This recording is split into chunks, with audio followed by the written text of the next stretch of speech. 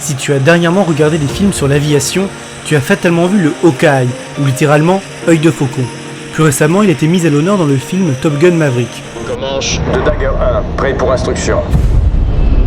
Comanche 1-1 prêt. Si tu claires, propose que Dagger poursuive. Reçu, en descente sous détection radar. Qu'est-ce qu'un Hawkeye ? Ce bimoteur est un avion radar qui n'est utilisé en version embarquée que par 2 marines dans le monde, l'US Navy et la Marine nationale. Le Hawkeye est à ce jour le seul avion embarqué qui a une capacité de détection avancée et qui est un avion de commandement permettant de guider plusieurs dizaines d'avions en même temps vers leurs objectifs. Conçu et développé par le constructeur américain Grumman, le Hawkeye entre en service dans la marine américaine en 1964 et dans la marine nationale en 1998. Le Hawkeye est considéré comme le petit frère marin des avions radars AWACS utilisés dans l'armée de l'air. Pourquoi avoir créé des avions radars embarqués ? Les portées des radars des navires sont limitées par la circonférence de la Terre. Au-delà d'une certaine distance, il est impossible aux navires de voir ce qu'il se passe.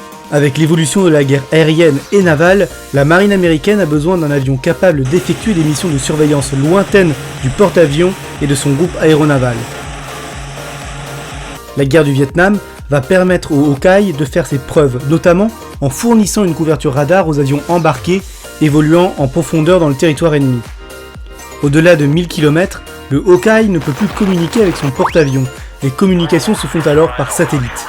D'ailleurs, on peut voir son utilité dans le film Top Gun Maverick, au moment où la force d'attaque fonce vers son objectif. Dagger sous les radars. On passe sur situ Hawkeye. Que ce soit dans l'US Navy ou dans la Marine nationale, le Hawkeye décolle souvent avant les avions de chasse afin d'effectuer une reconnaissance et de guider les avions lorsqu'ils seront à proximité de leur objectif. Il est souvent le premier à partir et le dernier à rentrer sur le porte-avions. Mais le Hawkeye peut être envoyé à tout moment sur décision du commandement de la Marine pour des missions de reconnaissance ou de surveillance maritime. Actuellement, 3 Hawkeyes sont en service dans la Marine nationale, qui portent des noms liés à leur disponibilité.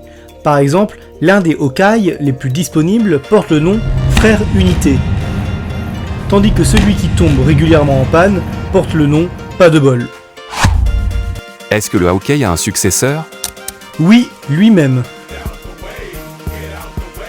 Dans son domaine, l'Hawkeye a le monopole.